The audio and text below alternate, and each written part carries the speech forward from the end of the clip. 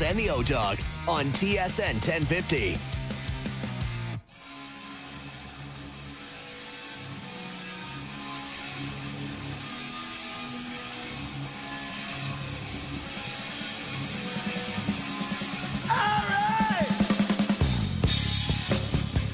All right, here we go. OverDrive off and running. TSN 1050 on the TSN app, your home smart speaker, up on YouTube Live. Brian Hayes, O-Dog, Jeff O'Neill, Jamie Noodles, McLennan. What's going on? How are we feeling this afternoon? I know in the past you've warned me that I call a little too much. I'm a caller, right? Yeah. You're a big caller. Yeah. Big caller. I'll be scratching one of our coworkers off the list. Really? Yes. Let me guess who it is. You'll never guess. You'll never guess. James Duthie. No. No? He gets the call? No way. You got to guess? Doogie? I hope not. Jennifer Hedger. Wow. Hedge is getting flushed. See, I have you be some careful insight on there. this. You be careful. No, there. listen. No, I do. You go ahead, though. You explain. I'll explain. She was on SportsCenter, and she made a rookie move, and she started a segment without her mic on, and then it came back to her, and she had the mic on. So I just wanted to call her and say, hey, like, great recovery there. That's very, very unlike you. One of the best in the world. Yes, Yeah. Mount Rushmore broadcaster. So Hedge. I call her to discuss this in her Honka shoes, and she doesn't answer and texts me saying, yo, what's up with the call? And then at the end of it, it says, somebody better have died.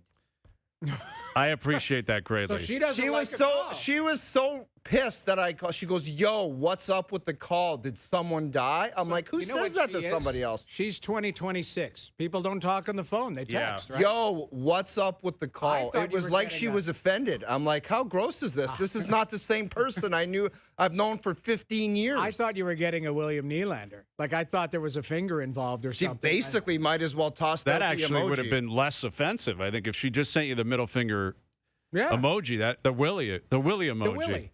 If she sent the willy, that actually might have been less offensive. It's funny you say that because I saw Hedge that day.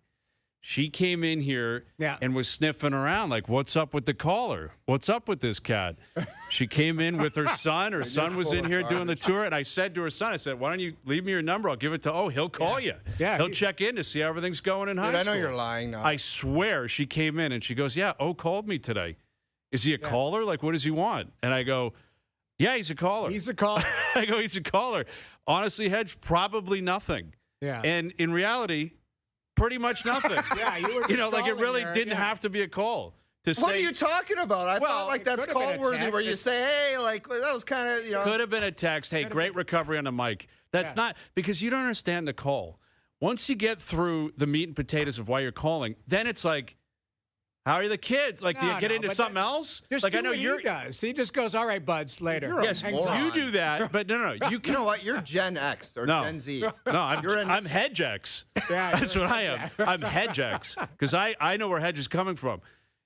You call one of us, you can do the I'm out quick, Yes. and we Hangs don't care. up. It's like Like, all right, hangs fine, up. whatever. Yeah. You can't do that to someone you don't have a calling relationship with. So Hedge Can you isn't going to just explain blow to you me, off. Like, listen to yourself. What's a calling relationship? It Where you unfortunately actually have to be polite. Yes. We've been colleagues for 15 years. I understand that. I get that. We all love Hedge. Hedge is the best. You're not on a calling basis I don't with think Hedge. I've ever had a phone call. I never have. I've texted with Hedge many times. Okay, I'll delete her number then. Well, No, that's not necessary. don't What are we delete in high her school now? number. No, I'll delete her number. And I we'll don't never think have that's contact necessary. outside of this building. That's how the rules No, go. a text is more than fine. And it's respectful. You just shoot a text and you go, hey, loved your recovery last night, or love it.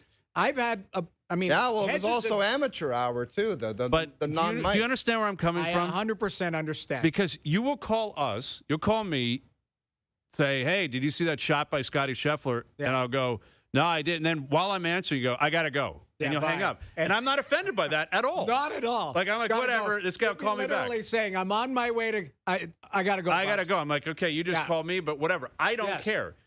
With someone you never talk to on the phone, You got to ask about the family. you got to ask- follow up with stuff. There's got to be a how's everything going? No, you know, don't. how's the rest of the show? You No, can't you be don't. blunt on a one-call basis. Yes. And I think that's where Hedge is coming from. Dude. She doesn't want to ask I about the think she just- kids. Dude, when you're friends with somebody, you're allowed to randomly call just to say, hey, that was a great recovery. You're living in a different era, man. You don't live in that No, world I'm not, anymore. man. That You're world- in a different era. That like world the doesn't phone. exist Listen, anymore. I don't mind the phone You're call. a phone caller, But too. I'm a phone caller because a lot of my friends don't live in the city. So it's not like I'm, Right, you know, I checking call and in. check in cities, I check in on teams, all of that.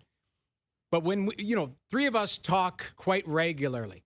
But I expect it. When I see you calling, I know there's a topic we're talking about, and that's it. Yes. Jamie, what happened in Ottawa last night? This is what happened. I went to bed. It was 3-0. They lost 5. I woke up 5-3. What the hell happened? Mm-hmm. Didn't go that well. We have a chat. All right, buds, gone. See you later. No Not offense checking taken. in, none, and it's a transaction. When you are calling Jennifer Hedger, you're having a full conversation. That's right. She and might Hedge be knows one that. of these, I don't like talking to people. He's on the ignorant phone. is Give me what a she is. Hedge is no, running. No, Yes. Hedge is probably running, taking pictures of the Scarborough Bluffs. She loves taking a picture of the Scarborough Bluffs. Oh, really? That's her go-to, man, and she Wow. does a phenomenal Listen, job at Yeah, that. well, I'll never find out, and I don't care. I'm on Team Hedge because I'm telling you right now. I'm Hedge X. Yeah, because she does it. A lot of people, I think, nowadays don't call. Hey, so what kind of friendship needs to happen with a phone or without that you're allowed to call someone? It's not about being You're allowed. acting like there has to be a caller history to even place Well, I think a you call. have to develop that relationship Yeah. too. That you can. So I get. Yeah, I think so. How many times? What are you talking I about? think so. You have to develop a relationship phoning someone. Listen do to you what talk you're saying. Doogie on the phone, or do you text him a lot? Text all the time, but Doogie is 20 years younger than me. I don't love the phone. I'm fine with the phone. Doogie has never lived in a world with a phone. Doogie doesn't do phones If you well. rolled in a payphone here or one of those rotary Doogie would phones have with no a cord, idea what it is. He would. Doogie, what is your deal with the? You don't like Doogie's talking not on the a phone. phone You're a guy. texter. He texts. Like text first, but if it's urgent, we got to call. Well, urgent, but a mic on Sports Center last night is not urgent. That's not urgent. There's nothing urgent about that. Doogie, do you think I was in the wrong making the call? Not at all. Did you send her a text No. about it at all? No, it was just straight. Straight Cold call. call. So, Going, hey, your put car's yourself- on fire. Oh, so that's startling someone now? Put yourself in Hedges Honkas, Yes. okay, at the Scarborough Bluffs out for a run. She's probably looking at this wondering, why would That's a O pocket call me? dial. That's a pocket dial. Pocket dial or Noodles is in the hospital. My car's on fire. I saw your car. I was Yes. driving by. It's on and fire. something Go. is seriously wrong. Probably number 1,400,622 would be Yeah. mic malfunction on Sports Center last night. And I think that's where Hedge is coming from. And I Yes. swear Hedge came in. Doogie can attest to this, right? That's true. It was, I don't know, it was bring Question your- for O. Yeah, when go was ahead. the last time you called her? I never have. Never, not once. Okay, we Just need a to call cold- Hedge. Just a cold call, though. This is the other thing. A Dude, cold call her call. right now. Call her right now. Let's, you know, it'd be Flush us. hilarious if she answers. No, call her live on the show. He's going to I'm flush. Call Hedge. Call Why, Hedge. why would she answer? I hope Jimbo, she does. Why the hell is TSN radio calling? But it won't even be labeled that because it's a totally random number. Oh, she flushed. If she answers this, that means she's answering, Everybody duct else. cleaners. She's Duct answering cleaner. everyone but How many duct cleaners have you had called? I'm okay. I don't need time. my ducks cleaned. Thank you very much. Thanks so much for the call. How's your family doing? Anyone else is an answer from Hedge. Yo, why the call? Don, it was I awesome. need Hedge to answer this call. I've Be the never greatest wanted. thing ever. I've never wanted a cold call to get But answered more in my life. In defense of her, like I would be like, "What's up?" Like you text, "What's up?" She might be busy. That's a great look at Hedge Hedge X. X or Generation O. Oh, What a great way. like start climbing Listen. on board to Generation O. I've start gotta calling be, people. I got to be honest though. I'm more Gen O because we talk on the phone all the time. But not on something like that, Noodles. Oh my God, Hedge answered. Hedge is on the answered? line. Hedge is on she the line. answered and she flushed you. She Go flushed ahead the O-Dog. and just say, ask her how inappropriate the response was. Okay, Hedge, I know for a fact because you came into the studio that day. Yeah. Can you confirm you came in with your son and you were sniffing around why the O-Dog is randomly calling you? Everything you guys have said in the last 8 minutes is 100% true. O called me. I swear to God, I look at my phone. I'm walking my dog in the bluff. Yes. And it comes up O-Dog. And I'm like, holy shit. What is O-Dog doing calling me at 11 o'clock in the morning? So then I started thinking about it. I started going through all of the scenarios. See? Of why would he be calling me? Right. What is this about? Is this gossip? Did something happen to his job? Is he like, what is going on?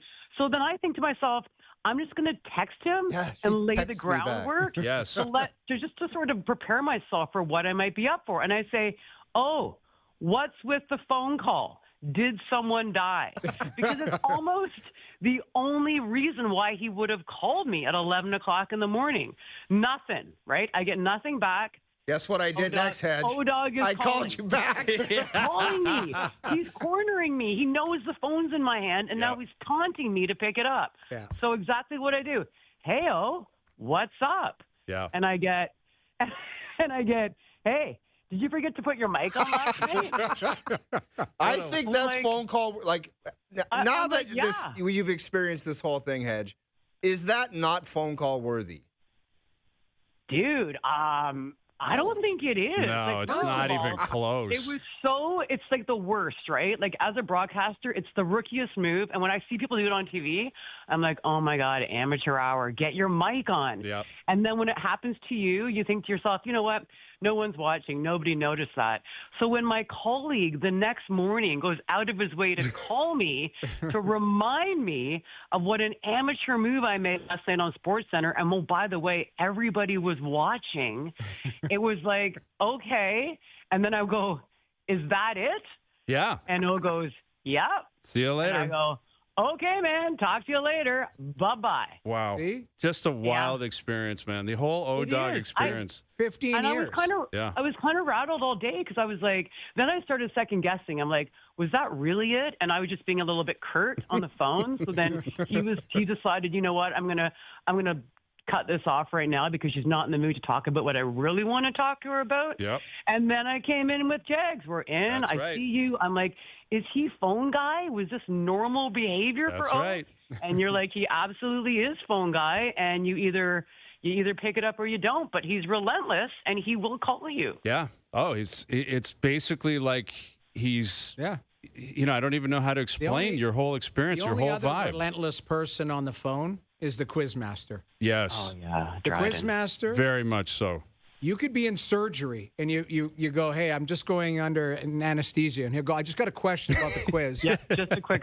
Yeah. Like, no, you don't understand. After I'm in big stitching. trouble here. You ever fingerprinted him? It would just be the numbers on a phone come out. You know what is the irony though in all of this? Oh, is that when like sometimes you do like I don't know if you're doing like some random interview or something with someone and they think like a really cute question is, who's the most famous person you have on your phone that you could call right now? I would probably say O-Dog. Yeah, exactly. Yeah, exactly. You're Fair, flushing the fair. calls. Yeah. Well, we appreciate the confirmation. I told you her and Jagger came in, and I said that. I'm like, and what did I say to your son? I said, give O your number. He'll give you a shout. I'll call him Absolutely. anytime and shoot the breeze. Just check in. How's everything going? It would be actually a pretty cool service for you to do. Oh, Yeah. like just phone guy if you're feeling lonely. That would be. I'll O-Dog will start give an you a app call. saying I'll call. Start a new people. app. They can. Yeah. It's almost like that Cameo or what was? Yeah, exactly. But The he'll- sad thing is, I would do it for free. Yeah, of course you would. Just robocalling people. Leafs talk. Who wants to talk about the Leafs? Who's checking in? call them? Mike's and Leafs. that would be awesome. All right, Hedge. Well, All right, thank you for boys. confirming that, and thanks No for answering problem. too. Did you answer on the first call? Like, because I that's the absolutely best part. did. Listen, when it says unknown name, unknown number, I pick that right up. Yeah, thanks. that's important. Those are important calls. Those are ones you have to get. All right, Hedge. See you, boys. Thanks again. There it is, Jennifer Hedger. That is All right. awesome. I think I don't know what we accomplished there. I don't but, know. The reasoning is just outrageous, I think. it's a flush. I and understand. what's up? Well, yeah, what's up? Or pocket dial. Like that's the other thing. I've That's had another you thing, answer yes. and you hear somebody walking or you hear them talking to somebody else. It's like, okay, they just butt dialed me. That's what you think. Right, exactly. But It is weird that you guys haven't talked on the phone before. And never. I think you have to mix Hedge into the rotation. I'll never more. call her again. I think you have to. No, I think will you not. have to with the I'll honkers. call Jagger. I'll call her son to Exactly. Call talk. Jagger. See, he's what? Call Sean, 17? right? How old is he? Yeah, call Sean. Jagger, I don't know. He's in high school. He's not that old. He's no. 17? No, he wouldn't be that old. Okay, so either way, he's Big a high goalie, teenager. big Oilers Yes, fan. big Oilers fan, big goalie. I love him, but my point being is kids don't answer phones. I call my daughter, who's 13, Never. and I'll get the what's up? Yeah. Yeah. Oh, my oldest has like a watch The now. watch phone, yeah. She'll flash, leaves me on red. I'm like, you're 10. I saw you. I wrote and asked you about something. Yeah. Left on red. I saw that. They'll go, I saw that. Yeah, I saw You that. didn't write back. I'm like, well, what were you doing? Had other things going on. Yeah. It's Anyway, all right.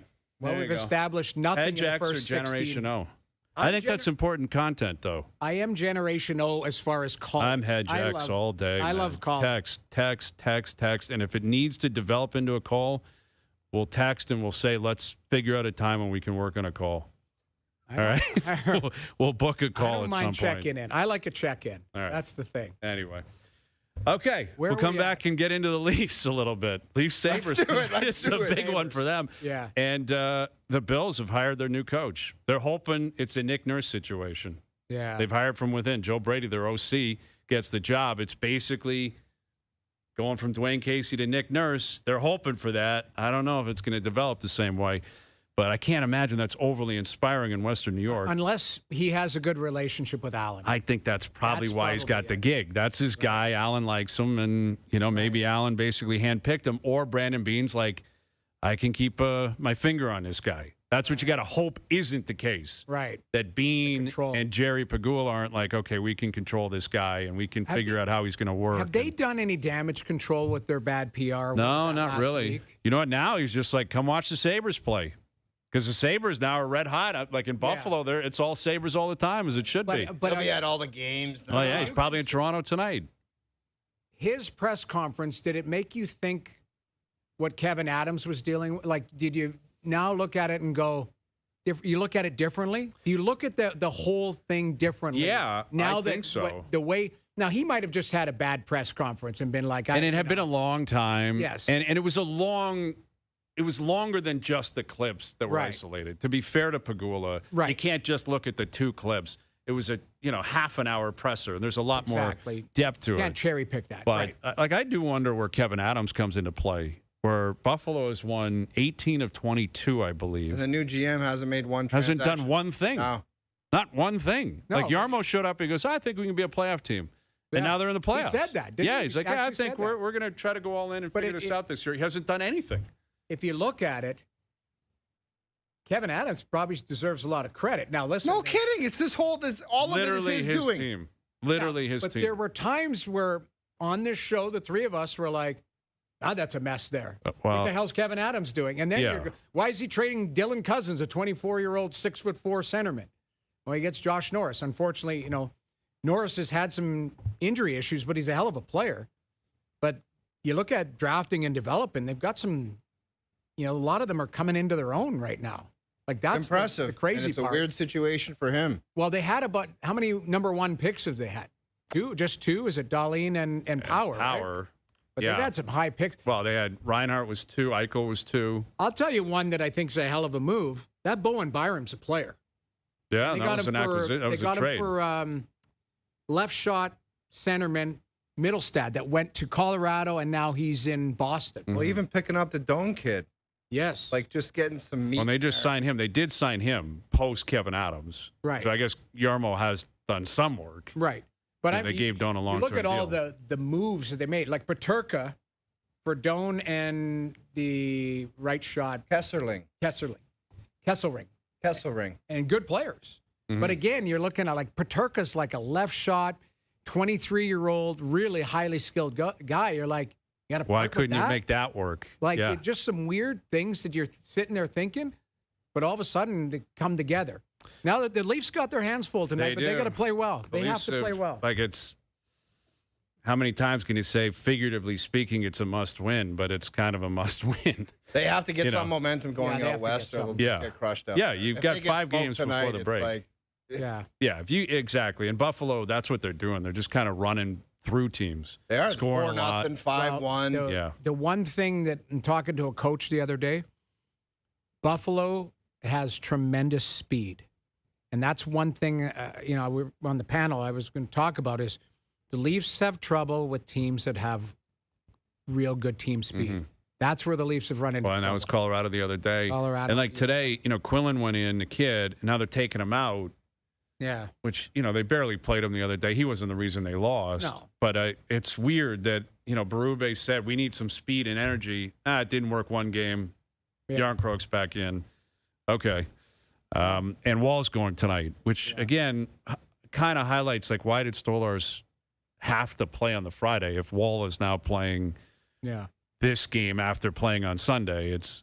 But you got to get him back in the mix. No, I hear you, but it just, at the end of the day, you need Stolarz to play, and you need Woll to be at the top of his game. That's they the need only goaltending chance here. they have. They're 2 goal. They have to have basically the best tandem in the league the final 30 games. Yep. Real close to it. That's fair. Yeah. I know it's asking a lot, and it would be crazy to say that at the start of the year. But for 30 games, you kind of just need both of them. One to start 20 games, one to start 10, and they have to be great. Yeah. Have to be great. All right, the Insider's coming up. Johnny coming up. The game on TSN tonight. Confirm or deny as well. Overdrive continues. TSN 1050 and up on the TSN app. Now, back to Overdrive with Hayes, Noodles, and the O-Dog.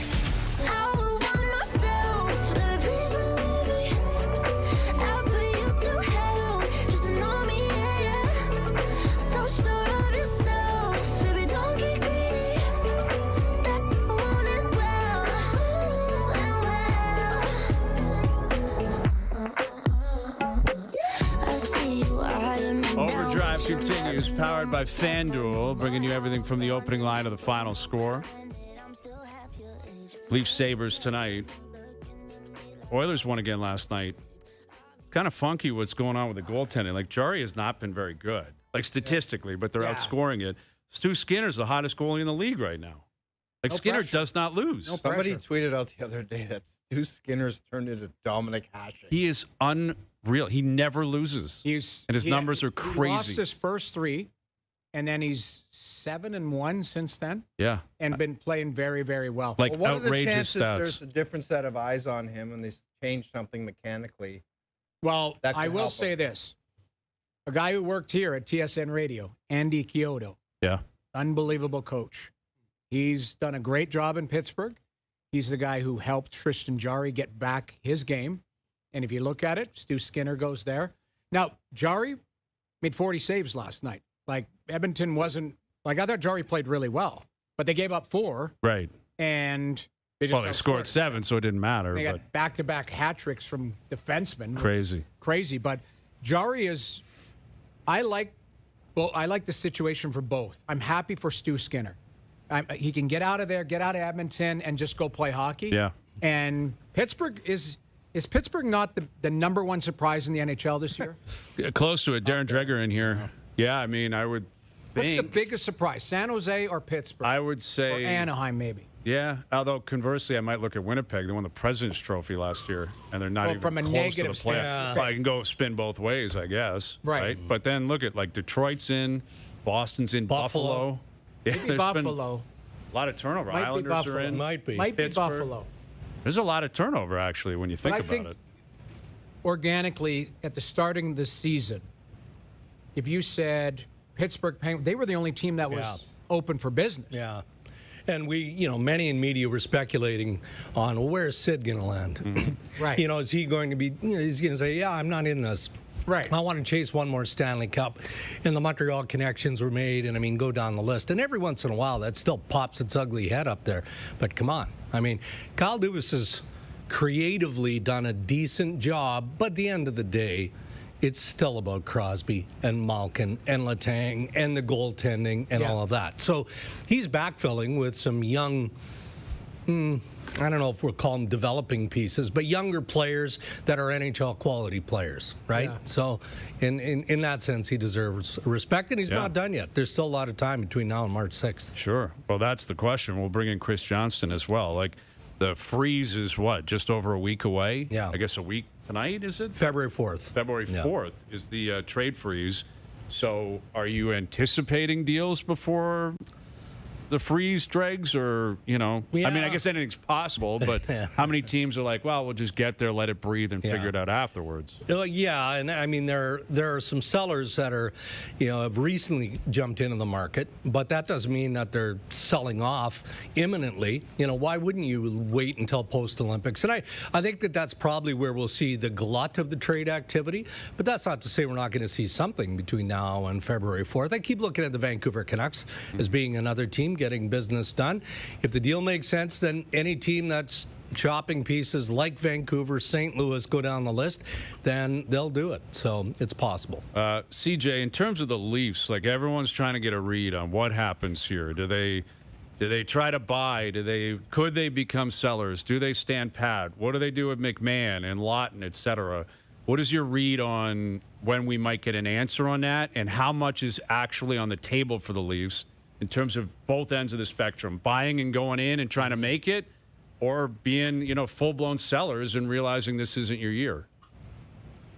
I think, crazy as it might sound, both ends are very much still open as possibilities. And the front office is really going to learn about this team before the big decisions need to be made. I think they're going to let this 5-game stretch before the Olympics play out. Barring something unexpected, I don't think they're going to make any moves in the near term, but before that period of time, and then they're going to assess over the break, what the best path forward is. Let's look at both ends of what you're projecting there, Hayes.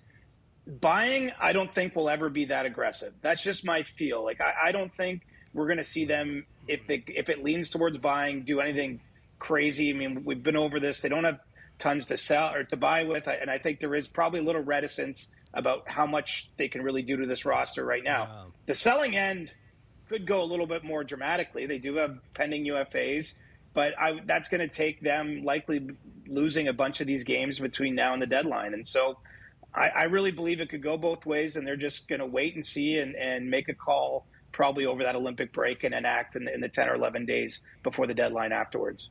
Yeah, and look, I think all that is fair, but you also have to really analyze the next 5 games, right? Starting tonight against the Buffalo Sabres and where you're at. Because as we've talked about, and you guys shared yesterday on the show, I mean, if this trip doesn't go well, the answer might be right there that Brad Treliving can't turn away from, right? I mean, if it doesn't go well, what do you do directionally? And where is that pressure coming from? Is it coming from above the general manager's office? It feels to me like, and you guys weigh in on this, it feels to me like this team needs a spark.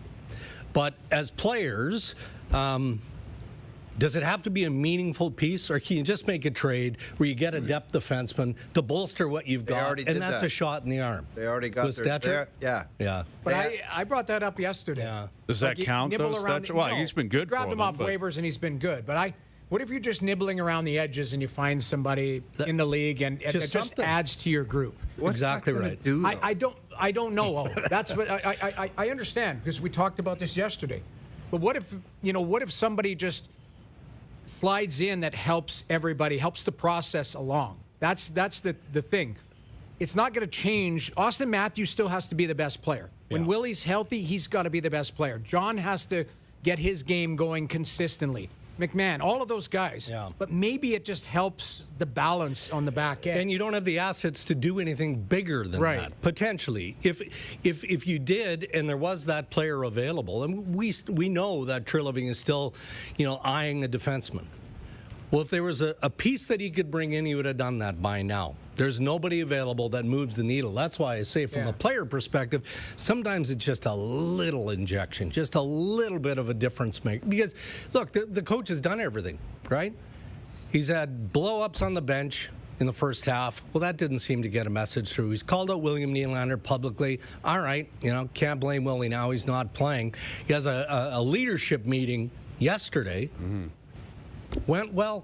Everybody's focused. Everybody knows what they have to do. Okay. Let's see tonight. Okay. Message got through. Yeah. One thing they did is they fired the power play guy. Power play coach. Yeah. They got a spark out of it. At what point, though, and CJ, you can jump in first, Dregs, we can go around the table. Can they no longer live in a world where they don't have assets? And that's where I wonder if sometimes you got to take advantage of like acute moments in the schedule to accumulate those. Right. Even though it's not comfortable. And, you look at it, you might be able to trade some pieces and get back in the game in the summer if that player comes up. Yes, the right shot defenseman isn't there right now. You don't have the assets anyway. No. But if you decide I'm going to trade player X, Y, and Z, now I have them and I can get in the game in the summer. Like, there's only so many opportunities, CJ, where you can accumulate assets.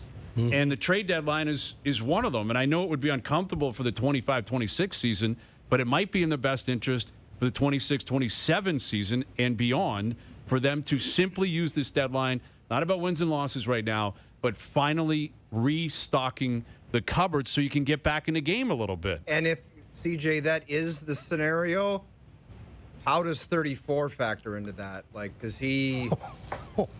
No, I'm not talking about him exiting states. You're not saying them trading him for the assets. No, but I'm not. I'm asking what would his thoughts be on a punted season? Like, that's got to be a question asked. Yeah. Well, I'm sure he would share the disappointment of others, but I will say this. My impression of Austin Matthews is, I don't think they need to do anything and be really gentle around him. Like, I think he's still very committed to being a Leaf. I think he loves being the captain of this team.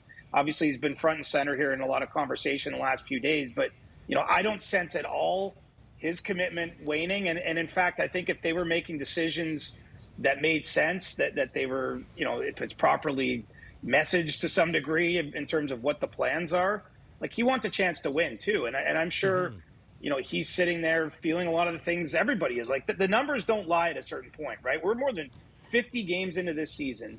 The Leafs have rarely, to their credit, they did have a great stretch after Christmas and into early part of January. But other than that, most of this year, they have not looked the part of what they expect to be, which they started the season thinking they're a contender. I think the truth is staring them in the face. Maybe they can save it here and change some minds, with a hot finish right before the Olympic break or what have you. But honestly, I think if we're being honest, that they have to be looking towards at least a soft little retool, maybe add some of those assets you're talking about, Hayes, and not with an idea they're blowing everything up, but just basically taking a small step back with an idea of trying to take a few forward starting next year. And be okay with having uncomfortable conversations, right? Brad Treliving was willing to do that last year, not to go down the Marner path yet again, but you talked to Mitch Marner about waiving his no move at the time because you acquire Mikko Rantanen as part of that process. All right, now we're all in. We're all in one here, and we're going to go, okay, it didn't pan out. And now you're in a completely different stratosphere if it doesn't play out the way that Leafs Nation is hoping.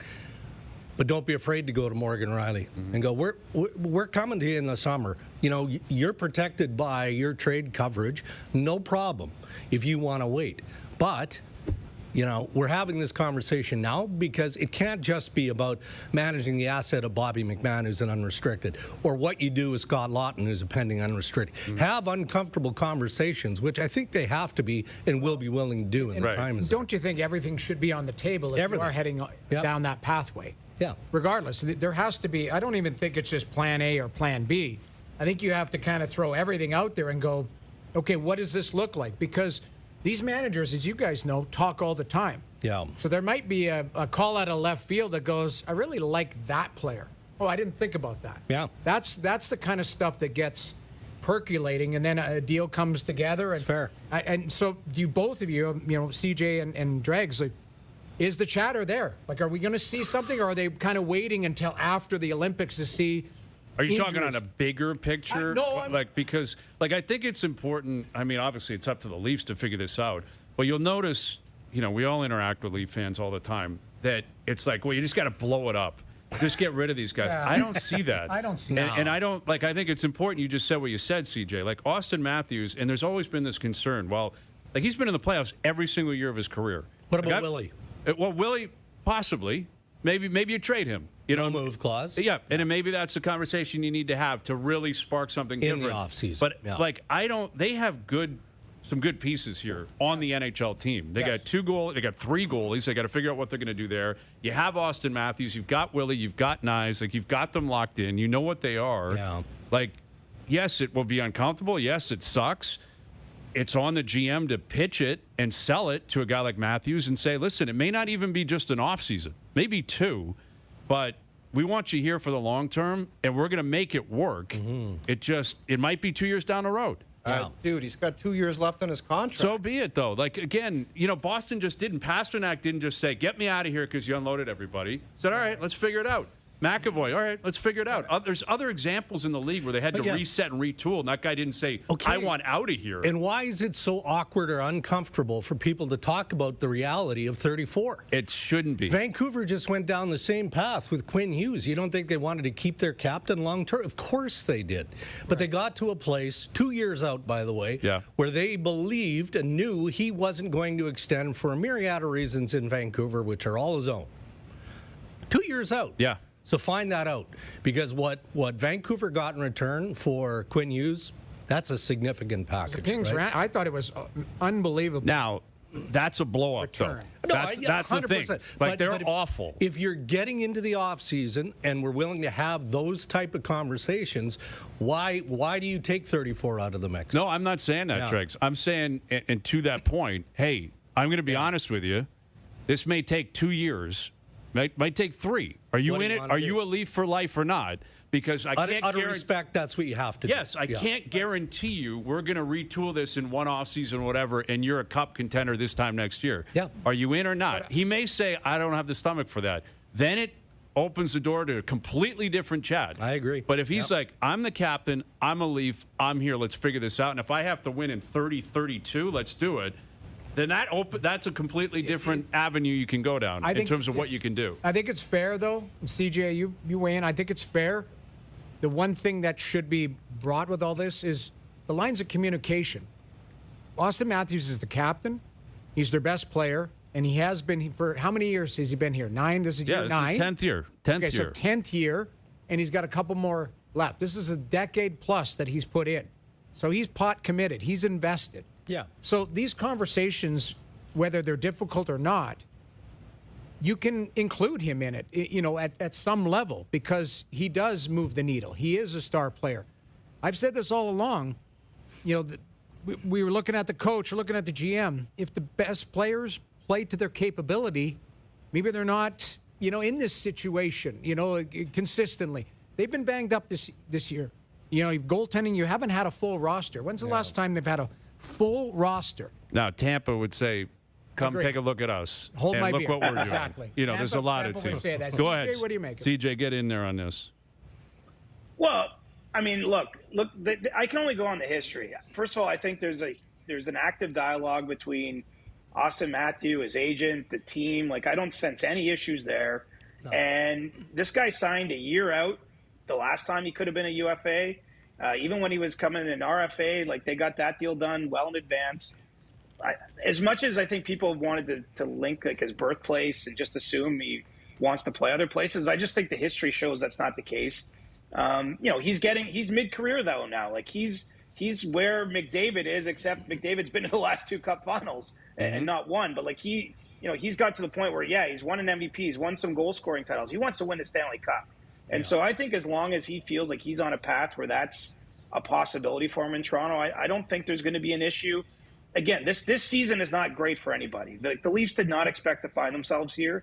That's from ownership to Keith Pelley to Brad Treliving to Austin Matthews and everyone else on that roster, Craig Berube. But I just think that they may, especially if this, like tonight's game, it sounds crazy. I think it's a huge game.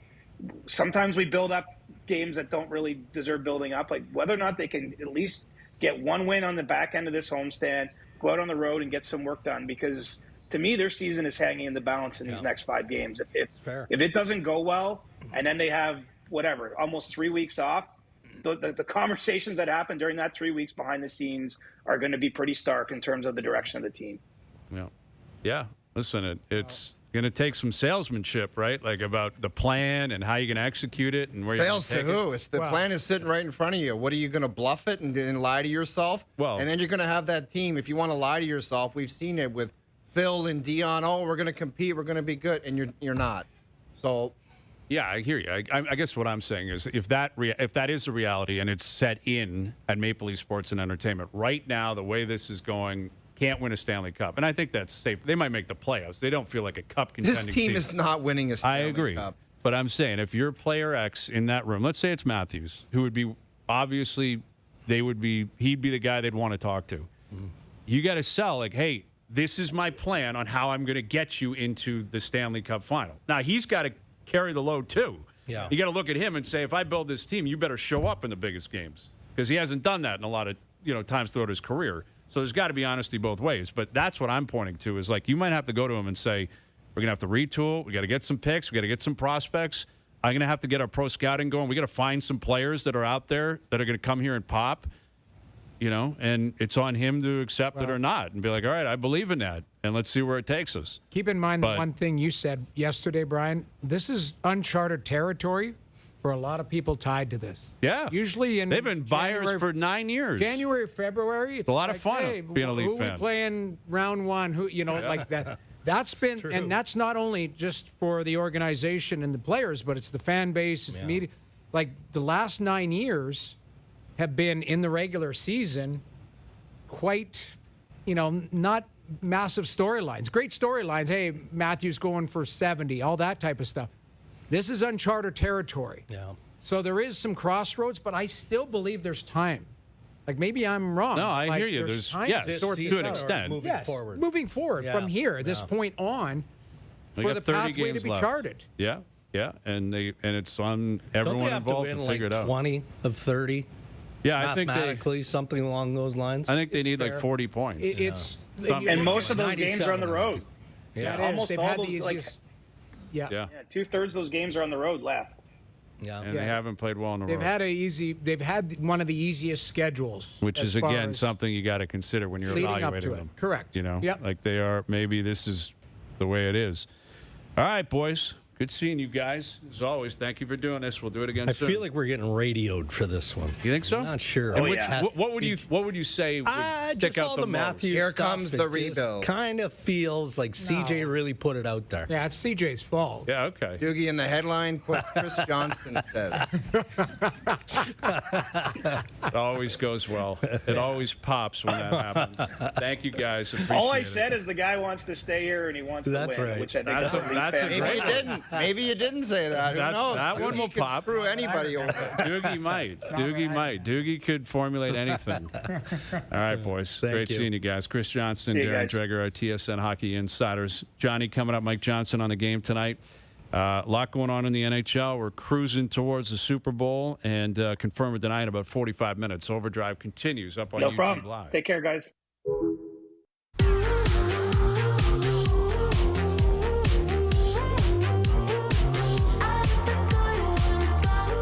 All right, Mike Johnson coming up in 15 minutes.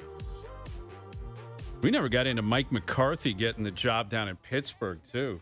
The Steelers, do you bring Rodgers back and try to rekindle McCarthy and Rodgers? They won a Super Bowl in Green Bay. The best tweet about that was there's like a meme of like an old guy wearing a dress shirt and he gets the same dress shirt for Christmas. Yeah. It's like this is what you've just done here. Yeah.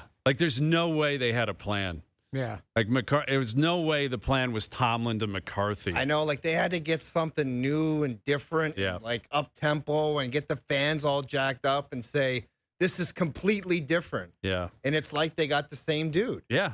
McCarthy, I guess he's doing his press conference right now, and he's just stuffed into a suit. He's, he's Awkward, eh? awkward, man. And I think he's from Pittsburgh, and he's been a good coach. He's been around forever. He got ran out of Dallas, kind of ran out of Green Bay, but he won a Super Bowl in Green Bay. Yeah. He's not. He knows what he's doing. Yeah.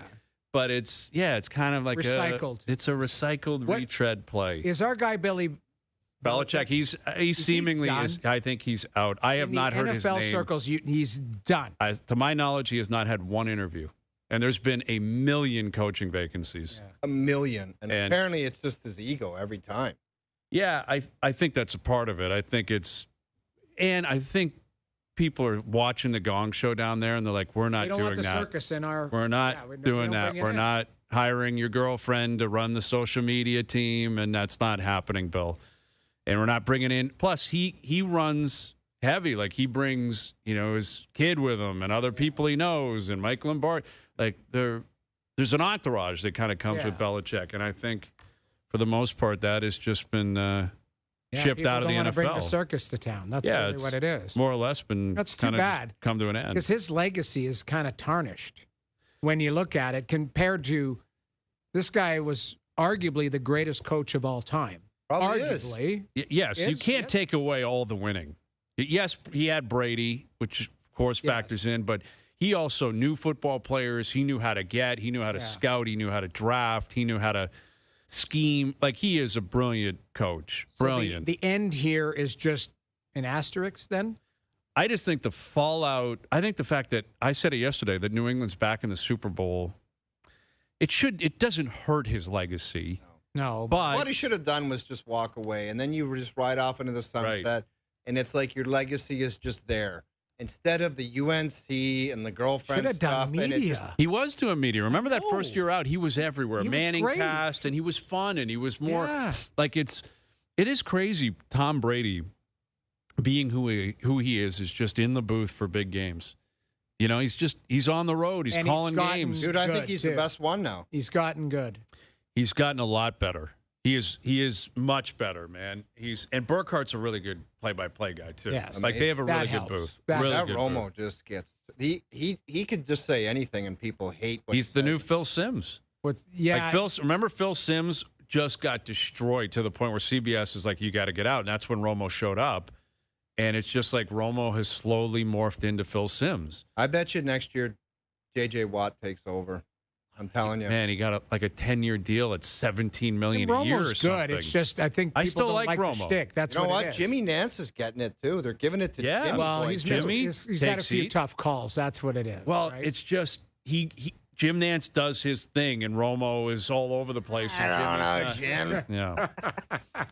Jimmy Nance is, he's retiring in 12 years. And I think the 2036 Masters will be my last. That'll be my 50th Masters. Didn't he announce like Yeah, a he did. retirement? Like a 12-year retirement. I honestly thought he was going to say, I got 2 more Masters and I'm done. He said the Masters in 2036 will be my last. Yeah, because he started in 86, I believe, when Nicklaus won. And he's like, I'm going to do it for another 12 years. Crazy. And that became a big story.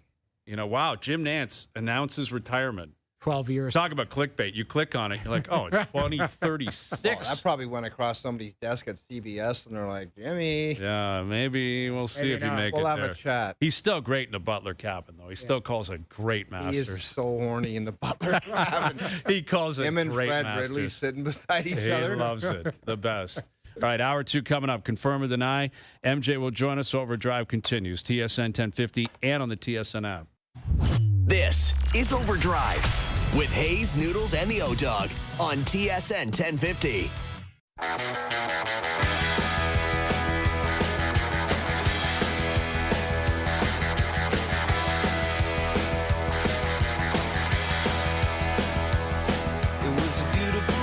Hour 2 OverDrive continues, powered by FanDuel, bringing you everything from the opening line of the final score. Brian Hayes, O-Dog, Jeff O'Neill, Jamie Noodles, McLennan.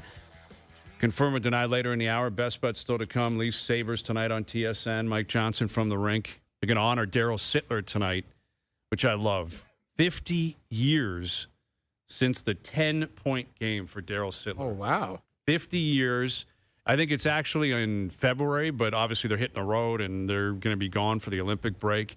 But a bunch of former teammates are rolling through town, and this is what you need to do. You have to honor your history. Yes. And Daryl Sittler is, we just did the face of the franchise stuff at TSN, and Wendell Clark was voted on as the face of the franchise for the Maple Leafs. But Sittler got a bunch of votes, and Sundin. Was Sittler second? I think he was tied with. It was like Matthews, Gilmore, Sittler, Salming, Sundin. Like, there were a bunch of them that were in there. It was the most watered down one out of all of them. 7 different guys got votes. Which I thought was weird because it's a franchise of 100 years old or whatever. And I think people are struggling to go, what is the face of the franchise? I think it's actually fitting. Like, I think it actually kind of explains the Leafs in a nutshell where, the last great winner was Dave Keon, and everyone has immense respect for Keon, and he got votes, but he doesn't have he doesn't have like a footprint in the city, in large part because of the Ballard stuff, and he left on bad terms and all that kind of stuff. But, you know, Dave Keon is not Wayne Gretzky. It's not a Mario Lemieux. They don't have a Gordie Howe. Right. You know, the least they don't have a Bobby Orr. It's just weird. That's not the history of the team. Did you vote? I voted. I voted. I voted Wendell. I voted Wendell Clark. So I went Dougie. Yeah. And do you know why? I was apparently off the email. No, you were probably on it. You flushed it 100. Which is interesting. You'll call people, but you flush an email. You're the Jennifer Hedger of emails. Oh. You flush every Dude, email. I don't use a company email. I understand. Okay, who would be your face of the franchise for the Leafs? It's not best player. No, it's not longest when you tenure. think of the Toronto it's Maple when you Leafs, whose think face do you Leafs, think? what face pops into your mind? Daryl Sittler, Doug Gilmore. Okay, so My I put Very reasonable. My favorite Daryl Sittler story is he called me. I didn't know it was him. And he goes, "Oh, dog, it's Sit." And I'm like, I'm not on a basis with him where I call him Sit because that's like his nickname. And I'm like, Sit? He goes, yeah, it's Daryl Sittler. He goes, I'm looking to get a trampoline. That was back when we were doing the trampoline. the jump or whatever. Oh yeah. Remember we did those trampoline advertisements? Yeah. You were the face of trampoline sales. Yeah. And he's like, I'm looking to get my hands on a trampoline. And I'm like, this is for sure a prank call. No way. Daryl That's true. Sittler's calling me to get his hands on a trampoline. Right. And I'm like, hang on a second, I got to call you back.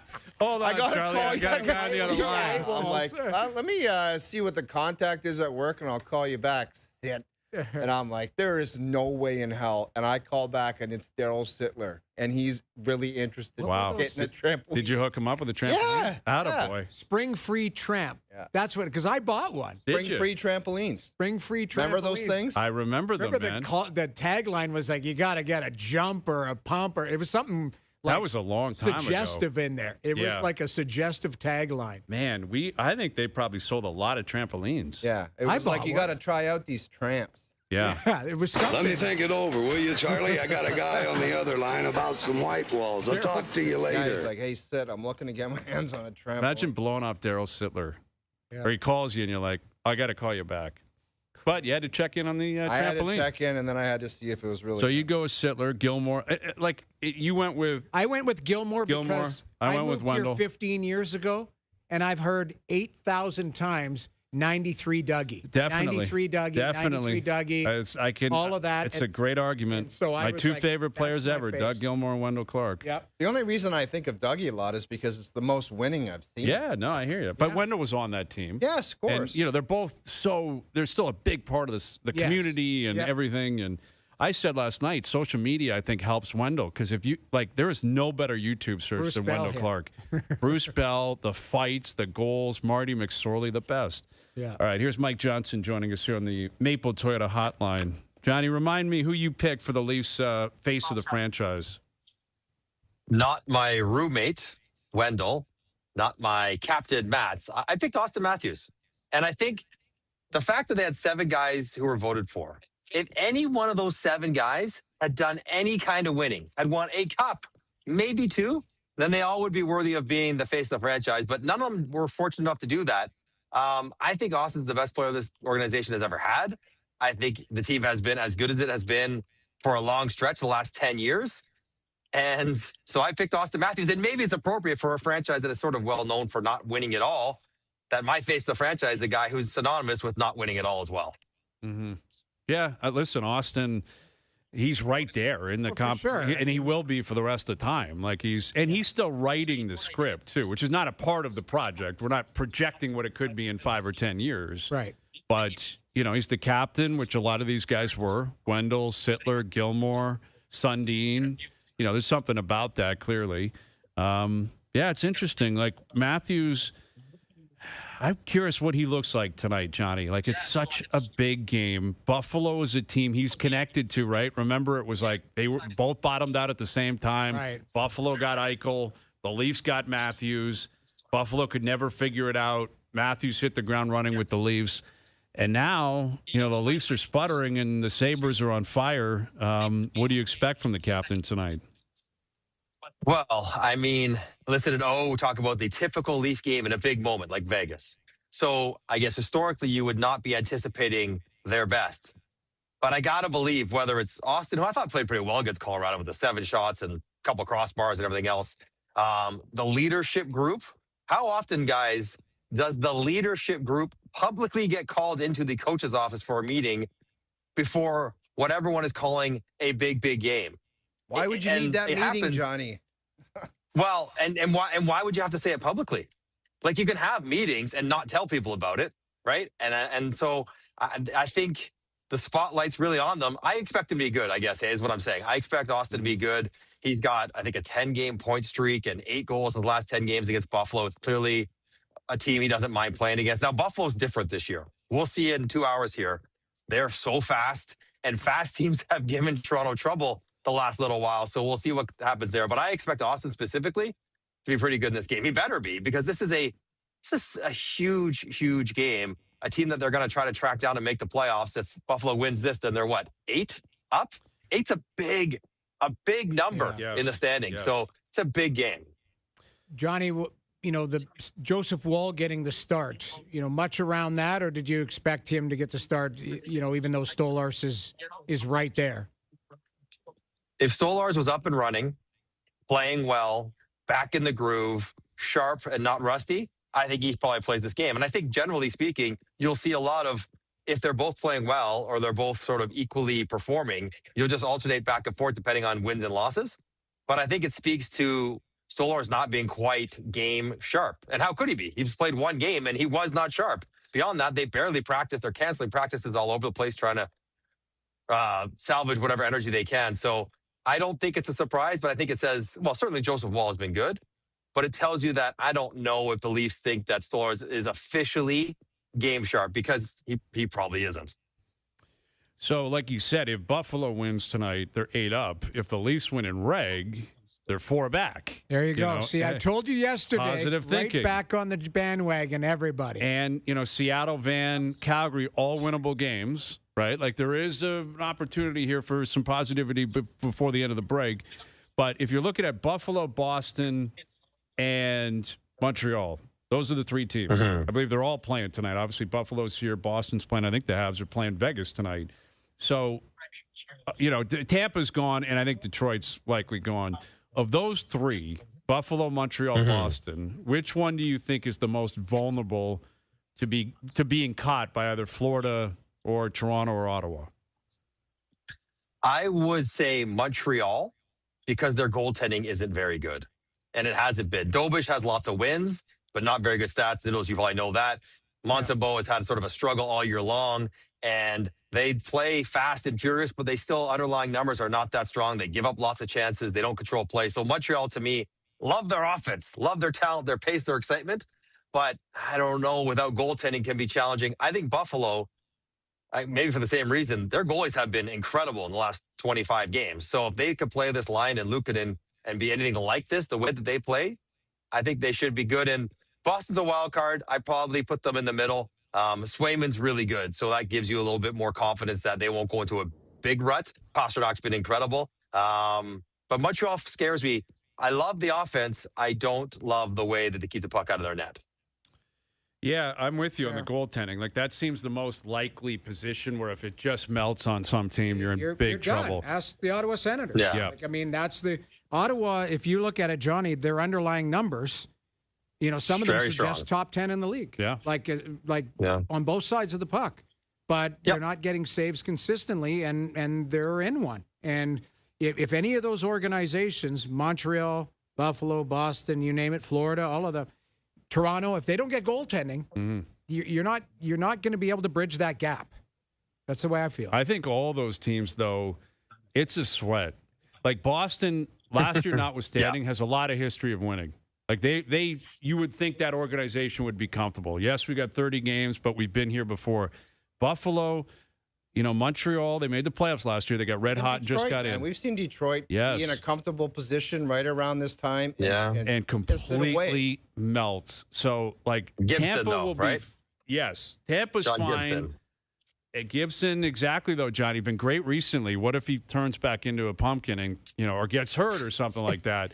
I know it's a what if, but my point being is you got the Leafs who have 9 years of playoffs chasing you, Florida chasing you, it is going to be uncomfortable for those teams, like to make it to the finish line.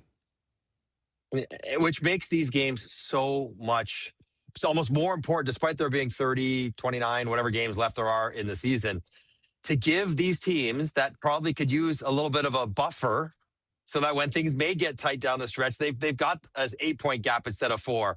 And I think they're all, and even you say Boston's had a great run of success as an organization. Yeah. Swayman, Pasternak, McAvoy. Who else on that team is part of that great run of success? Not many guys that still play there were part of when they were really good versus Toronto or Florida, who have the same core pieces of when they thought they were cup contenders or when they won Stanley Cup. So you're right. Like, it seems far gone. But if you can get to within 4 at the Olympic break, then it's not at all. I mean, there's plenty of time for those teams to go a little bit of a slide, or perhaps Toronto or Florida, or go on a bit of a run. So we'll see what happens. But again, that makes this game that much more significant.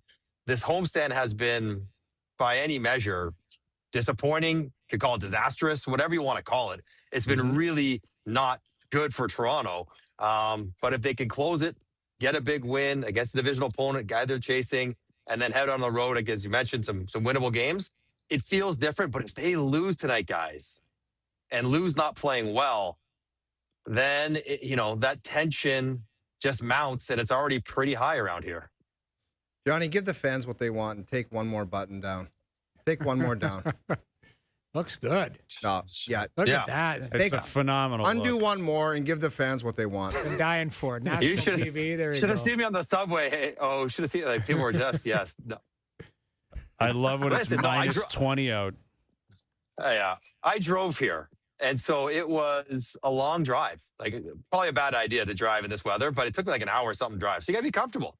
So I'm going with comfort first and All then day. button second. Yes. All day. What do you think? Like, you're down at the rink, Johnny. What do you think of the guys not wearing suits to the rinks? I don't care. I would say this. My first 3 years, I would have been not track pants, but like casual clothes and loving it. My last 10 years, even with the option, I probably would wear in suits often. Because there was something to me about putting a suit on. Mentally, it's part of the process. Like, you're going to work. This is different than a morning skate. This is different than a practice, different than an off day.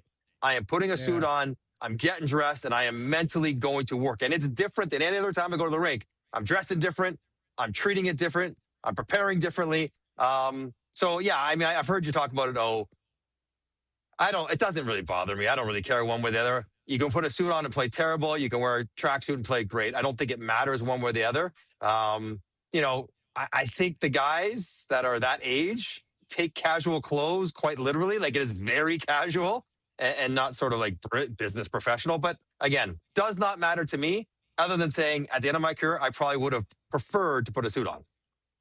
Well, and even like the clothes these guys are wearing are thousands of dollars. Yes. Not that it matters, but like yes, it looks like casual, but it's not casual. No, but I like mean, it's custom. I played with guys who could be wearing a $3,000 suit that looked like they crawled out of a dumpster. Yes. And then other guys that, are wearing a tracksuit made by Louis Vuitton and whatever. It's how you feel. I'm an old curmudgeon when I think of, like, I look at it and go, if you dress properly when you go to the rink, or dress like simple, just wear a suit. What Johnny just said, like, it was part of my process, getting ready for the game. Now, if I wore it, I feel like we should do it on OverDrive. I wear sweatpants all the time when I'm at home. Who cares? Well, it's true. We are working, and hey, people can't see you though, right? Like, people are not watching you walk into your studio wearing flip flops and board shorts or sweatpants or whatever. Hey, have you ever done a show in your underwear? I think he has. No, I have not. You have, guaranteed. Hundreds. That's extreme. Oh, in his underpants. That's a strong. Yeah, that can't be right. Number. Pair of shorts, maybe a pair of shorts. Shorts. That's common. Anything in the bottom half. Shorts is fine, but I know, but the underpants. It's just so unnecessary. Like, just throw on a pair of shorts. What if it's an extra unnecessary? Unnecessary visual too. Like, I don't need the. But the thing what do you is, got on the like, desk? Right. You know, if we get up from our chair a bit early All the time. and your underpants are staring at, like, that's not good. Just throw on shorts. Okay. You're lucky I didn't have the white Calvin Kleins on with the custom insert. With Mike Johnson, our TSN hockey analyst. Johnny, do you think the Team Canada executive brass is regretting not having Evan Bouchard on the team? No. Okay. I think they acknowledge how great he is. I think that the way that they plan on playing, the way they see their team broken down, I don't think they would see a role that would allow him to play the way that he has to play to be his best self.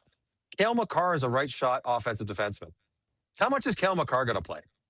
And I think what they are thinking is like, okay, he'll do some offense, but there are going to be moments when he's not out there. We need guys that we can rely on defensively. And while I will be the first to acknowledge over the course of 82 games, Bouchard does so much more good than bad, you have to take him. He's obviously a huge net positive. I think what Canada's worried about is that in 6 games, it's the one net negative, like the one bad turnover. He doesn't have enough time or opportunity to do all the good stuff that makes him great. The same reason why PK Subban, when he was winning Norris Trophy, didn't play in the Olympics. It's not because he wasn't good. I think they feared reliability in the biggest moments. So I don't think they regret it. Now, he's incredible, obviously. That power play. It's funny. You watch the power play in Edmonton, and then you watch other teams just struggle to even create a chance. And it's like a different game they're playing. And Bouchard's a big part of that. So I would say this. If they had their redos, I wonder if it's not Zach Hyman That's what I that was gets thinking. a longer second look for Edmonton players than Evan Bouchard. Especially the way McDavid's playing. And that I love Zach Hyman, man. Yeah. Like, he is cooking right now. But the thing is Hyman knows how to play with McDavid. He knows where to go. What does Hyman have, 23, 24? Like, he's very predictable. He's got 20 goals in his last 28 games. Right. That's like a 60-goal pace almost. Now, power play, a lot of those. Is he on the power play for Team Canada? Like you're telling Nathan McKinnon, go take a hike? But I think what you do is... No, because Braden Point was going to be the power play, right? Braden Point was going to be the power play. He's not on the power play. You need a net front guy. I think Zach Hyman's the best net front guy for that group. So, yeah, it's Makar, McKinnon, McDavid, Crosby, and could be Point. But I think Zach Hyman would have no trouble playing that role. I would 100% if he made the team. He's on the power play. Yeah. Sam Reinhart, take a seat. 2-time Well, Cup Reinhart winner. is a bumper position, one-timer guy. If you're running a power play where Hyman's predictable, he spins and goes to that back post. Very and they true. bank it off of him. Very true. To me, he's a respectfully garbage goal guy. Like everything is around the net. They scored a 6-on-5 goal the other night where McDavid found him through the seam on the back door. Like it's just. Their power play, you're right, Johnny. It's an automatic entry through McDavid skating it in. It's kick it wide to RNH. He banks it off the boards back to Bouchard, and Bouchard skates to the middle and starts distributing it. Like you look at it, that power play setup for Team Canada, they might be watching Edmonton game film and saying, "Makar, you do what Bouchard's doing." Yeah. And McDavid's going to do what he does, and I hear who's going to set up? I think Sid's Draisaitl. Exactly. Sid is a perfect Draisaitl, but then it's Nuge left shot. It's not where does McKinnon factor in on that? Right side. I mean, that's Celebrini maybe. Just because Edmonton has a dynamic power play, you're not trying to recreate. That's what these guys are saying. I'm just jumping in. What I'm saying is if you're looking at setting up running routes, McDavid's going to run it in. So it's just whether it's and Bouchard, just like at the Four Nation, he's going to fire it down to sit on the goal line between the legs to McKinnon, cross net. Exactly. They'll be fine. You're right. They don't have to run Edmonton's power play. They can run their own power play. Okay. Fair. There we go. We established what needs to happen. I like it. All right, Johnny. Well, do your thing down there tonight, man. Should be an exciting evening. But I'm expecting a solid, I would think, and people to be down there. I mean, the snow is kind of settled in. Yes, it's cold, but it's a big game tonight. Big game. How many games in the last 10 years have we been here in January saying this is a really big game? Haven't had many. Buffalo, dude. Against Buffalo. Against Buffalo, 0. Haven't had many, so we'll see what happens here. It's a buttoned-up kind of night, so we'll have to get right to it. Yeah. Wow. I love it. All right, Johnny, we'll catch you at Gord on TSN 4 tonight. Thanks, buddy. There he is, Mike Johnson, joining us here on the Maple Toyota Hotline. It's time the Toyota and the 2025 Prius go up to 72 kilometers on battery alone, then seamlessly switch to hybrid mode. Check it out at Maple Toyota, right near the Maple Auto Mall, right beside Canada's Wonderland. All right, love it. All right, confirm or deny coming up. We got some news on Bill Belichick. This is ridiculous news if that's true. Yes, I'm sorry. Not coaching related, but Hall of Fame related. We'll come back and tell you about that. Best bets still to come as well. OverDrive continues. TSN 1050 and up on YouTube Live. Now, back to OverDrive with Hayes, Noodles, and the O-Dog. I can neither confirm or deny that this is in fact a segment. Austin trades Andrew Raycroft to Toronto in exchange for the rights to Tuukka Rask. It's been my honor and a privilege to serve as the general manager of the Toronto Maple Leafs Hockey Club. It's time for Confirm or Deny. Do you regret giving all those gentlemen the no trades or no movement clauses? Well, I can neither confirm or deny that. I can't confirm or deny. All right, confirm or deny. And according to, I guess, Adam Schefter, who tweeted this out, and others at ESPN, Bill Belichick is not a first ballot Hall of Famer. See, I think that's ridiculous. They're looking at the girlfriend. They're looking at what's going on in his life. That's impossible. And they're judging him. Yeah, I guess he fell short of the 40 out of 50 votes needed for induction into the Pro Football Hall of Fame in his first year of eligibility. That's what it feels like to me. It feels vindictive. It is. Right? It's a bunch of writers or whatever that are like, I don't like him. That he was rude to me. rude to over the years, and then they're judging him going, now this guy's got a clown show going on. He's on Ring cameras. He's got a 24-year-old girlfriend and all of this. They're judging because his body of work is Hall of Fame. It's if he's not a first ballot Hall of Famer, then no coach ever should be. Do they think of all of his pressers where he just stood, stared at people, and said, "On to Washington." But it happens a lot. Do they post who votes? I don't think know those if people they should be held accountable. That's a good question. I don't know because the Hockey Hall of Fame, they don't announce anything. Right. Like they announce if you got in or not, but they don't announce who voted for what. Like it's all kind of a closed door, silent ballot or whatever. Remember there was a hero that didn't put Jeter in. Yeah. Now, historically, the Baseball Hall of Fame did not put people in unanimously. Like it was a weird thing. Like I don't think anyone ever went in with 100% of the vote. Right. That's including like Babe Ruth and stuff. It was just, I don't know why that was a part of the program. Yeah. So it's actually a recent development. Like Jeter was always getting in. This is different. Like if he got 49 of 50 votes, we'd have that chat. Who's the guy who didn't put Belichick in? But he'd be going in. Right. There's 10. He's not even getting in. Yeah. There may be more than 10. You need 40 of 50. There may have been 30 people, 20 that didn't vote for him. That sounds vindictive. That sounds like a... Yeah, I don't get how Bill Belichick isn't a first ballot Hall of Famer. Like, how is he not? It's impossible. Like you said, if he's not, then no one else is. Yeah. 8-time Super Bowl winning head coach. And I think 6 with New England, and he won 2 as a coordinator in New York. Yeah. With the Giants. Yeah, that's outrageous. It's crazy that Belichick is not a first ballot Hall of Famer. I would love to hear somebody from that committee in their thought process to go, this is what the criteria was. This is what, this is how we came to that conclusion. There's not. Well, it happens, right? Like I know it's happened in baseball historically. Like there were guys that just didn't get in because they were jerks, and they treated media members horribly, and the media's like, "We're not putting you in then." It's like, okay, but that's petty and shallow. Yeah, it's like, what are you in high school? Like I get the guy's a clown, but and it doesn't excuse the behavior. But it's like you're voting on what the guy did on the field. Yes. Was he a Hall of Famer or not? Wasn't Barry Bonds known as a jackass to people? By all accounts, like really awful to like to media members and stuff like that. Yeah. There's a lot of athletes in history that treated media poorly. But it happens. But it doesn't. You got to remove emotion and go, okay, yes or no, in or out. And Belichick's a Grand Slam Hall of Famer. There's no other way around it. Yeah, There's no other answer. I don't know how you explain he's not going in. But evidently he's not. Maybe Luke will have a different take on it, but there's no way. Yeah, unless we're missing the history where it's like Yeah. That's just the way it goes. No, it isn't. You know what I mean? It can't be like that. No, I would think so, but that's what I'm saying. Like Bill Walsh didn't get in his first time, and it's like that's just the way it goes. The all-time great Chuck Noll didn't get in. It's like, oh, okay.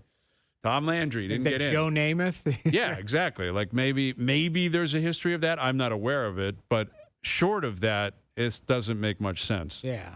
That's a weird one. Okay. Let's get to some confirm and deny. Joe, I'm going to skip a couple here, so you got to be on your toes. Let's start with a Stuart Skinner one. Ooh. Confirm and deny. Stuart Skinner has completely redeemed himself in Pittsburgh.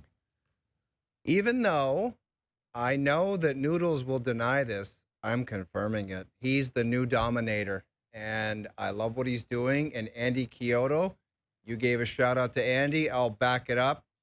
Stuart Skinner is back. Well, I love seeing it too. It's a great story. But did he leave? Story. Like the guy went to 2 Cup finals. Yeah, but he kind of it became a point where it's like you have to leave. Yeah, we got to. Yeah, like they traded him because it's like, and we all agreed with that. I think, enough. right? Like it was kind of like you just have to get out of here. I think they needed a different direction, and I've always maintained they needed a different style of goaltender to play for them.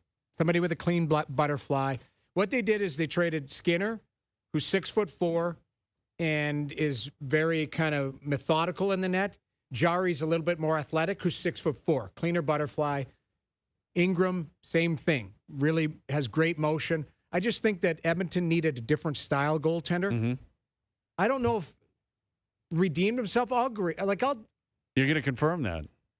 I'm going to deny it because it's still too early. I was just going to say, but he's like 8-1. Yeah, he's been there for. So go ahead and deny it. I'm going to deny it because the other thing is I didn't think there was this massive drop off. Like statistically, he's had a decent season. It's just he needed a change, and I'm happy for him in Pittsburgh. It's quiet, and he can play goal and be good for them, and he has. So I'm happy he's for him, done but a great I'm still job. denying it. It's a great job. Yeah, I'm denying it. Not that I'm rooting against him. Yeah. It's that I just think it's still premature to like. I think he would play in the playoffs. I think would he get the starts for Pitt? Like if he's playing at this level. Yeah, I think right now I would go Stuart Skinner. He's won playoff rounds. Mm-hmm. Like now, Sheloff's has had playoff experience. Yes, but he played well against Edmonton in relief. Against, it was Demko that got hurt. Ago. Yeah. By the way, Kenny Peggs, our buddy. Yes. The last guy to go in 100% votes, Mariano Rivera. Baseball. Okay, I like it. A hunch. 100%. Rivera was a good player, man. Whew. Yeah, I don't know. Still. Well, yeah, some people are wondering what's going on here with Bill Belichick. Al's brother chiming in with his. Well, what's his take on it? Well, he's bringing up Spygate, Deflategate, like the fact that he was involved in cheating scandals, and maybe they're holding that against him. It's not a bad explanation, realistically. Like that actually might be the explanation. Oh, so some reporter is going to hold him to a standard all of a sudden because. Well, now was he ever fined or anything for Spygate? Yeah, they got hit. They got hit for that. I think there was one where they were filming practice. Yeah. Now, Deflategate would be Brady, right? Yeah. Does Brady not become a first ballot Hall of Famer? Brady ain't taking a hit for that, man. He shouldn't. It's a PR Neither move. should Brady's. Belichick. The thing is I'm telling you, it's because it's a PR move. Belichick was rude to people, and now the shine has come off of him because he's gone on and not doing great. Mm-hmm. In college, and he's got the 24-year-old girlfriend who's a pain in the ass to people. I think it's all vindictive. Man, he's taking hits. Belichick really taking hits. There's nothing to do with that guy's coaching ability and his coaching. Yeah, his record. coaching resume screams first ballot Hall of Famer. Screams it. All right. Confirm and deny Scotty Scheffler will win 2+ majors this year. I got to 100% confirm it, man. Like 2+. Tough to do, man. 2 is tough. Dude, 2 is tough. You think about the U.S. Open at Shinnecock. He's never won a U.S. Open. Dude, that stinky little Corey Pavin won at Shinnecock. Yeah, that was 35 years ago. With his just 5-wood. Thick cookie duster that went. Remember he hit a 5-wood and it was like 215 yards. Corey Pavin looked exactly like Ray Ferraro. Yes, he Don't did. chirp that 5-wood, man. That guy would hit a 5-wood from 188. Yes. It might have been less than 215. That shot was such a great shot. He would butter cut a little 5-wood. Yeah. So if stinky little Corey Pavin can get it done. That has nothing to do with Scheffler, Dude, though. Scotty Scheffler with a butter cut throwing darts, he cannot lose at Shinnecock. I want to put money down at Scotty at Shinnecock. I thought he'd win at Oakmont. He did not win at Oakmont. I thought he'd win, another. He hasn't won a U.S. Open. U.S. Open's got him. Oakmont Pinehurst was #2 got him. Conditions, and it was. I hear you. There's Corey Pavin. What a stud! Look at Corey Pavin. Remember that shot into 18 where he won? That won him the tournament. What a shot! He had those weird irons that had he had Corey some weird stuff going on with his bullseye putter. Yeah. He was Corey a good player, Pavin, he was. Well, that was right around when Zinger won his only major, too, right? It was around that time. Pavin Zinger knocked won one a off. PGA. Yeah, but it was around the same time of. Same era, yeah. But I'm 100% confirming. 2+. I'm confirmed. Tough, This guy man. is, you guys just said he's the Yes. yesterday. Like him in Augusta, I feel like he's getting more Augusta. Like I feel like he's going to win a couple more Masters. Yes. He's got 2 already. He's going to be in the hunt. Like he is his last. Dude, look what he did at the British. It's like if he gets the right setting, right kind of wet, like if it just sets up for him, he kills everybody. I know that. And I'm just trying to think of who can compete. Like McIlroy can still compete with him. Yes. Yeah. DeChambeau still can, especially at an Open. Of course. There's that top 10 Shoffley's that really can. fallen off. And then is there going to be a one-off? John Rahm. And there's is there a JJ Spawn? Probably. You know what I mean? There's probably a JJ Spawn. I don't know who that is. Yeah. But someone who has a, do I think I don't know. I'm going to deny it. It's tough to say that. I'll bet you 500 right now there's a 2-pack. You think there's a? You want to do it right now? I don't really want to vote. I don't really want to bet against him. I know, but you don't believe it, so put it there. Okay, fine. This is real. Yes, this is real. This one's real. Lock it in. I think there's. He's going to knock off the Masters and the PGA, and this will be done in like 3 weeks. How about this? If he wins all 4, it's an extra 1,500 on top of the 5. He's not winning all 4. Dude, agree to that? No, I'm not agreeing to that. Is there a chance in your mind that he can? No, I mean Tiger never won 4 in a year. Dude, the way this guy's playing, it's not out of the question. He's been playing like this though for like 5 years. Right, this is just how he plays. Thing is, though, he'll end up second or third. Exactly. Like you look at his last 16 starts, I think he's won 8 of them in leaderboard, and he's top 10 every single one. It's like Jack, man. He had 18 majors. Yeah, but you know how many times he's finished second in a major? It's incredible. It's insane. Yeah. Second. Yes, like many times. A lot of times. Dude, look up how many times Jack finished second. It's an astronomical number. Right. Wow. 2+ though. It's tough. It's tough. I'm 100% confirming it. All right, moving on here. Confirm or deny Drake May winning a Super Bowl launches him into top 3 quarterback in the league range. If he wins a Super Bowl, I think he might win the MVP this year. That'll be MVP, Super Bowl, maybe Super Bowl MVP. Top 3, though? You think Drake May is going to win the Super Bowl over Josh Allen and Matthew Stafford? The MVP this year? I mean, I think I think the odds are still he's the favorite. It's either him or Stafford. Well, then if he wins the Super Bowl. It's Stafford the favorite? It's not Allen, because Allen he kind of sputtered coming home. But you said, what's the question again? If he wins a Super Bowl here, does he launch into top 3? In other words, knocking 100%. out, Joe Burrow or knocking out Mahomes? Lamar or maybe, yes. I'm going to add something to it, though. It'll be temporary. It'll be like, for a month. Until the season starts next year and you go, Joe Burrow's you're the flavor of the day. Go, I'm saying no. I say I'm denying it too. I'm not knocking Mahomes out or Allen out. Exactly. And like Lamar had a down year. Burrow, he gets hurt a lot. Like I love, but could they're you better see quarterbacks. One of those guys, exactly. Could you see one of those guys having a rebound? I had an argument today because Vasilevsky's playing great, 8-0 in January. Yep. They're like, oh, is he? Basically, is he still one of the best in the world? I'm like, it never changed. The talent doesn't change. He just got hurt, and he had a couple down years. Down years, so that's what I'm saying. May is not knocking off Mahomes for me or any of the guys that you believe are more talented than him at this juncture. Mm-hmm. He might have played better than them. What a start, though, man. Like, what a start to his career. It's a great start, but I just don't give him top 3 status right now. No, I agree with you, but what a start to his career. Right. Like to just launch into Super Bowl, competing for MVPs. He's got a great coach. He's a lucky. looks good. He does, and he runs like he takes on contact. He's a good player, man. I just got to update something. Al's brother. Maybe he read this, or maybe he's our own like Grok on Twitter. Grok was asked why didn't Belichick get in, and they're citing scandals as in Spygate and Deflategate as factors that would heavily be. So I don't know if Al's brother just copy and pasted that. Yeah, he's making stuff up. But that's what the internet is going to. I think it's ridiculous. Al's brother Schefter. It might be the reason, though, like The whether you only thing agree that with it could or be. not. Yeah, but then who else does that apply to? Like, does Brady get hit? Yeah. Because Brady was in on Deflategate. Like, Spygate was not Brady. That's on Belichick. That's on Bill, pretty much alone on that. I think old Billy Boy was in the crowd with binoculars, or somebody was. Yeah, there was some Didn't weird they stuff have like going on. hidden cameras, and they've had some things. They were doing some sneaky stuff. I don't know. Imagine the sneaky stuff that wasn't uncovered. What happened with it? Was it the Astros with the banging on the exactly? There you go. Like, does trash Altuve not cans. get in? Right, the trash cans. Yeah. Everybody is just that's it. Done. Good question. I don't know. I mean, just find that hard. With time, usually it cools down. It has cooled down, but come Hall of Fame time, is it going to cool down? Is Altuve Altuve's clearly a Hall of Famer? Yeah, clearly. I don't know anyone else. Like, I don't think Springer's a Hall of Famer. I don't think Bregman is. They're close. Correa, I don't I'm think. just using an example I hear you. of a controversy. Like A.J. Hinch. Let's say he just continues to be a really great manager. Right. There's your example of the Belichick role.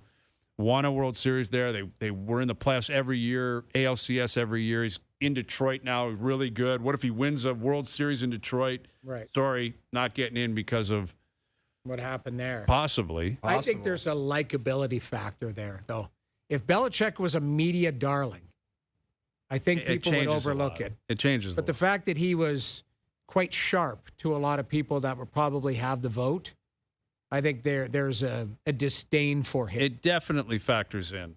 Like the people that are voting, it's arbitrary in many ways. You can make up kind of your own rules. There's guidelines, but you're making a decision on somebody, and if you don't like them, it's probably going to affect the way you vote. Agreed. All You right. have to remove emotion, though. You're supposed to, but you can't be objective, right? Like, it's impossible. You've interacted with them. These are all football people who are on the board, All right, confirm or deny, last one. One of the Montreal Canadiens, Boston Bruins, or Buffalo Sabres will miss the playoffs. I'm going to confirm that. I really am. I think one of them's just going to fall off a map. Who knows who it's going to be? Name the teams again. Montreal, Boston, Buffalo. I'm confirming. Yeah, I can confirm that. Confirming. They all have 63 points. It's not like they've got 93 points. I wouldn't be shocked if 2 fell out. Oh, my word. You think Detroit could plummet? I think Detroit's too far gone. Like, Detroit's got a 10-point buffer. It's possible. Dude, remember the Tampa Leafs? Bay. Here's Look, the- I just want to here's mention the something. problem. Tampa Bay was in last place in the first month of the season. Yeah. Remember I how kept bad telling they you- were? I kept telling you they're the best team on paper. Yeah, you're right. You're right. And they are the best team on paper in the East. It's not even close. They are really, Like- they won 2-0 last night. No problem. Vasilevsky was great. I mean, you look at it. They scored a power play goal with just a couple seconds left. It was a 1-0 game, and Utah played very well. New York Rangers in last place. But here's the Wow. thing that I'll say. I could look at that for an hour straight. You take break from it down. 55 all the way up to 63, including Buffalo in that third spot. How many teams is that? That's 8? A lot of teams. Yeah, well, and you got to include Pittsburgh and the Islanders That's on the what other I'm saying. side. So Pittsburgh and this is going to be a roller coaster 12 the rest of the 12 season. teams. 12 teams. Yeah, it's going to be the 8 best points. scoreboard watching 2 That's months what I in the kept telling. history. Yesterday, I kept saying, this is a down cycle right now. If the Leafs the Leafs, continue, yes. for the Leafs, if the Leafs continue in the down cycle, then they're putting themselves in a tough spot. But right now, you need consistency. It's points every night, and your scoreboard watching, and a 5-pack winning in a row or 5-pack losing in a row puts you in peril. Mm-hmm. And we're going to see this the rest of the season. Now, 30 games. Ottawa, the Leafs, both have two of the toughest schedules the rest of the season. And I'm talking quality of competition. Yeah, a lot of road games. All of that. But at the end of the day, you control your own destiny. You've got to go on a run. And it'd be interesting to see the teams that continue to go and the teams that fall off, whether they don't get the goaltending. There might be a massive injury that hurts an organization. Who knows? But I think we might be talking last day of the season, put somebody in the playoffs. And we could be sitting here in Toronto going, they need to win this game tonight, and they need help. They need another team to lose. Yeah, well, to make it. That's a part of it too. It's not just what you do; it's what the other teams do. That's what I'm saying. If there's a team like Buffalo, Boston, they lose 8 in a row. It's like, man, they're done. Right. Like that's they folded, and another team's going to step in. All right, there you go. Confirm or deny. Good stuff. Well, if Peyton wins another Super Bowl, and what does Bounty Gate affect him? Yeah, you're right.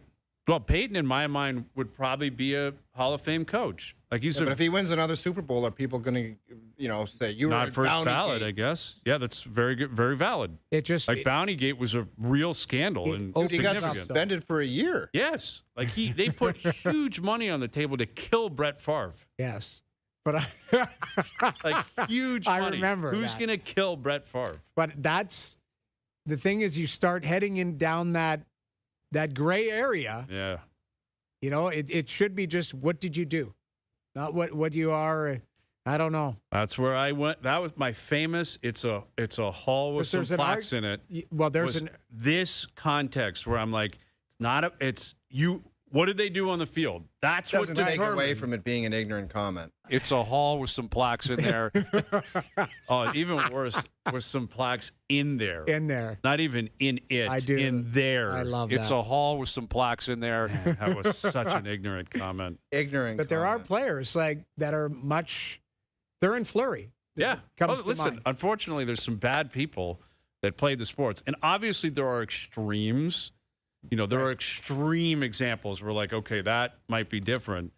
But how they treat people on a day-to-day basis, for me, should not factor into whether or not you're in the Hall of Fame. Right? Like if you're a good coach, good player, great. You were talking great, all-time great to get in. Anyway, best bets coming up. OverDrive continues. TSN 1050 and up on TSN 4. OverDrive with Hayes, Noodles, and the O-Dog. All right, best bets powered by FanDuel. Make your picks and assemble a same-game parlay in seconds on the FanDuel Sportsbook app. Leafs Sabres tonight on TSN 4. Leafs paying some juice, but I'm going to take the Maple Leafs tonight. Veterans only meeting with the coach. Really not good showings against Colorado, against Vegas. Wasn't good against Minnesota. This homestand's been a mess. You can't sugarcoat it. It's been a disastrous homestand, and they only have 5 games left before the break. The Leafs are a veteran team. They understand what's at stake here. You have to win tonight. You have to win. You got to get multiple wins on the road coming up to just stay in the race.